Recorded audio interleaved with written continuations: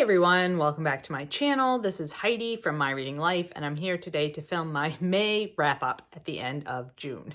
I'm only going to talk about the books that I haven't previously talked about in other videos. So these are the 6 books that I have not yet talked about that I read in the month of May, and I want to wrap them up before the end of June gets here. So let's just get right to it, shall we? The very first book that I want to talk about is The Unselected Journals of Emma M. Lyon, Volume 1 by Beth Brewer. This is a book that I first heard about from Chambry's Books. He has been reading the series and has really been enjoying it. And then I also heard a podcast, Anna at... can't think of the podcast name, but I'll link it down below if I remember. And she also read this book and talked about it and enjoyed it. So I knew I had to check it out. It is like novella length and it's epistolary. And basically these are journal entries from Emma Lyon, who is a young woman living in London in the late 1800s, I think like 1883, I think is when this takes place. And she has been away from London for several years and she's just returned to the family home. And she's very excited to like live the kind of studious academic type lifestyle that she has been dreaming of. She wants to like have her own things around her and read all the time and sort of be able to start her life. And she is thwarted in this by her deplorable cousin, male cousin, who of course is in control of the finances and the house, and her aunt, and other such people in her family. And it's quite funny if you like, Victorian novels that deal with manners and how people acted towards one another. It definitely has those types of themes running throughout, and the voice of Emma M. Lyon is just so delightful. And potentially there's a romance maybe gonna happen here, but you don't really get much of that in this first volume. I think there are like 7 or 8 volumes of this already published, and I will be definitely picking up the next one. I did just hear on one of Sean's latest videos that these books are going to be released as audiobooks in August. So that is something that I'm looking forward to checking out to see how I like them in audiobook, because I might do that instead of reading them in the physical copy. Although they're very, they're very fun, but they're just very short and they're not very cheap. So myself, I would prefer to maybe listen to these on audio. So that is that first one. And then I finished the next Linley novel that I needed to read in this series. This is the Detective Linley Mystery Series by Elizabeth George. This one is Believing the Lie. Maybe 17 or 18. I can't remember what number we're on. I am buddy reading these with Britta Bowler, and I really enjoy them. And in this one, Detective Linley gets called out. His boss sends him out to investigate potentially a crime, although there's been a death, and the death has been ruled a suicide. And one of the family members of the person that's been found dead calls in a favor from Linley's boss and says, will you send somebody down here to investigate? I think it was a murder. I don't think it was an accident. I don't know if I said it was an accident before. It was an accidental death, not a suicide. It had been ruled an accidental death by the coroner. So Linley gets sent out to this countryside place, and the family is very, what's the word? They're very unique. They're very quirky. You basically meet all the members of this family and you figure out that they're all hiding a lot of things. Like they're hiding secrets from each other. They're hiding things from Linley. Linley calls in his friends Simon and Deborah to help him out with this because he doesn't want to get Havers involved in this sort of off-the-record investigation. But of course, Havers does end up assisting from afar when Linley needs some information tracked down. It's very complex. There's a lot of twists and turns in this novel. I had a very good time reading it, and it had all of the signature Elizabeth George things in it, very literary, very twisty-turny, lots of characters. Each of the characters, she goes into their their character in depth, so you get a lot of side plots, basically. And yeah, had a good time reading this one. I also completed Great Big Beautiful Life by Emily Henry, the latest Emily Henry book. I buddy read this with my romance reader buddies, Doris and Katie, and this one is the story of Alice and Hayden, who are both writers. Alice is more of a journalist. She writes for online publications and for newspapers and magazines, that sort of thing. And Hayden is a Pulitzer Prize winning biographer. And they are both competing to be the biographer of this sort of famous elderly lady. She's not really famous anymore, but she had been famous. She had been married to a rock star, and she had sort of been like a socialite, famous for being famous kind of person back in the 60s, 50s, and 60s. And she disappeared from public view when she was very young, in her 20s or 30s, and has never been heard from since. And so these two get somehow anonymously contacted to come to a small island off the coast of Georgia and audition, basically, to be the biographer of this woman's biography. And so plot ensues. Of course, the two of them, it's a grumpy sunshine romance trope. She's kind of like a golden retriever, Alice is, and he is just like not having any of her enthusiasm and optimism. He doesn't know why he's gotten this request to come and talk to this lady who doesn't really seem like she knows whether she wants to be interviewed for a biography. Like, she's kind of doing the will I, won't I kind of thing with them. And then that's one storyline. And then the other storyline is this elderly lady telling her story. And so it's her backstory. And so it kind of reminded me a little bit of like Daisy Jones and the Six. It's that sort of thing, only not oral history, but like you're getting that sort of backstory of a famous person involved in music and sort of that sort of thing. And then this romance storyline. And to be honest, this was not my favorite Emily Henry book. I think that the romance was great. I really enjoyed the two characters of Alice and Hayden. But this other story, while interesting, sort of dragged on too long. I found it frustrating. I found some inconsistencies as well with how some of the secondary characters acted, particularly Alice's mother, and their conflict was like very like, I didn't buy it. And so, yeah, I just didn't think this was, I think Emily Henry trying to like lean away from romance and more into sort of just normal commercial fiction.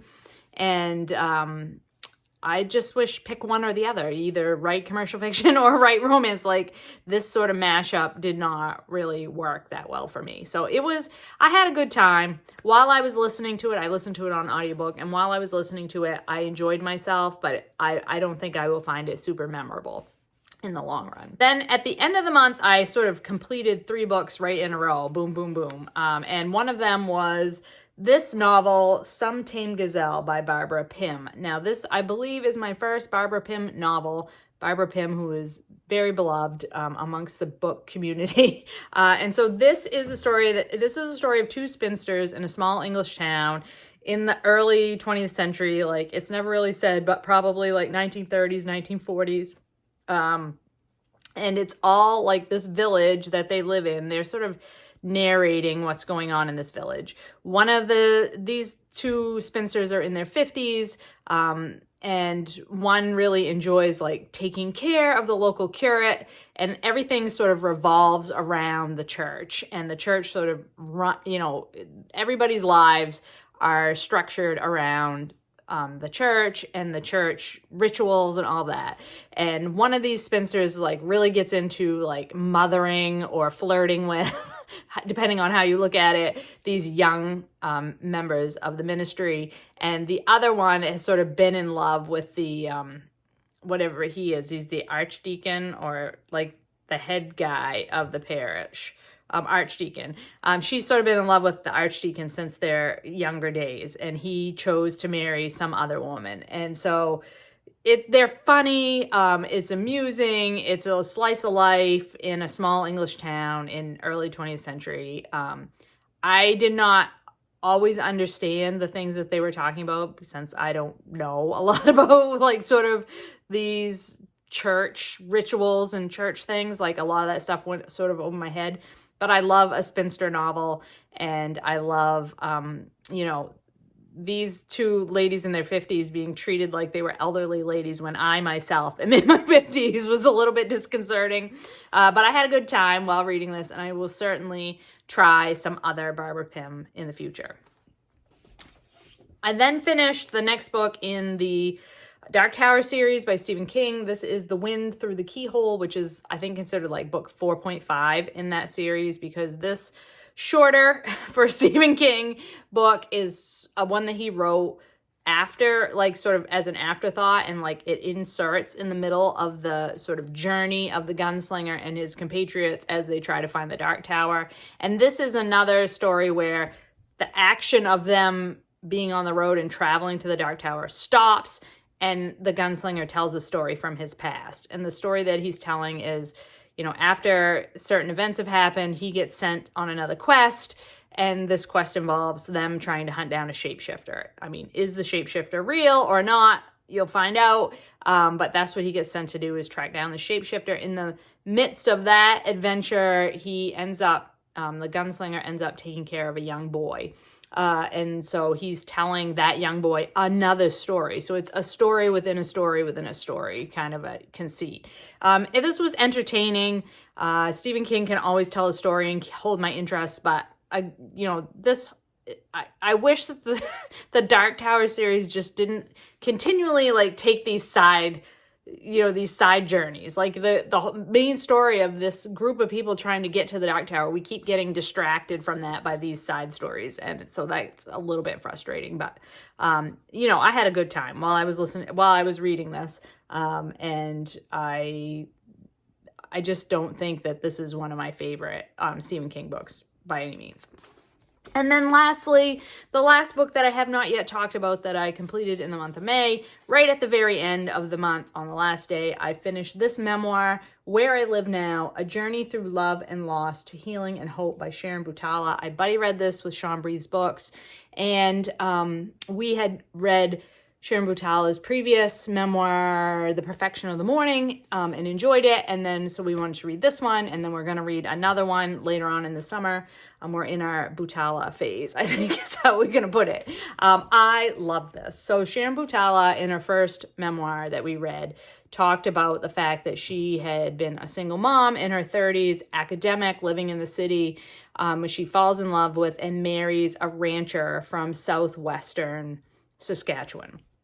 And she moves out to his ranch on the like lonesome prairie, very far away from civilization. And that was in the 70s, and it was very remote and rustic, and like they didn't have an indoor bathroom for a while and things like that, like very rustic.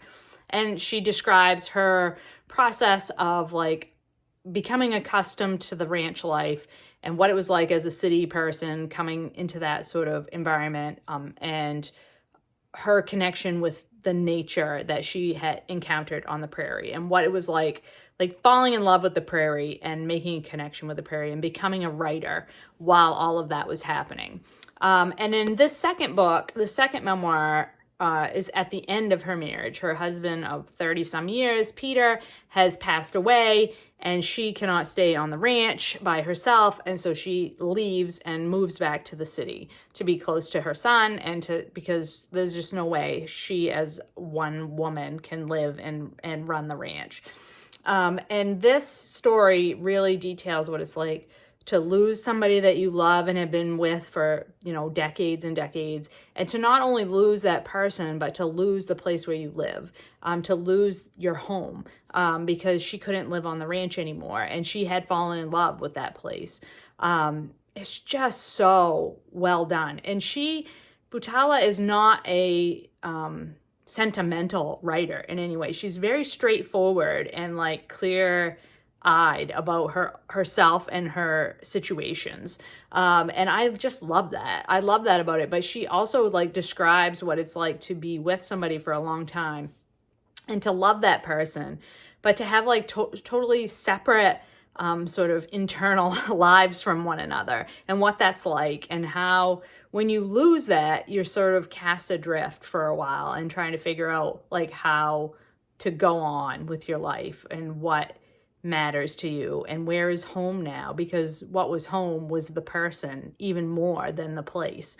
And that just struck me a lot. I mean, I've been with my husband for 35 years and, I just can't even imagine my life. I mean, I know that eventually at some point, one or the other of us is going to have to imagine life without the other, right? Like that's just how it works in the world, but I don't want to think about it. And Sharon Butala, like, led me through that, but in a way that did not feel like it wasn't just going for the cheap emotion. It wasn't just going for like dwell in the sadness kind of thing. Not at all. Like very, very much a realistic look at what that sort of situation is like.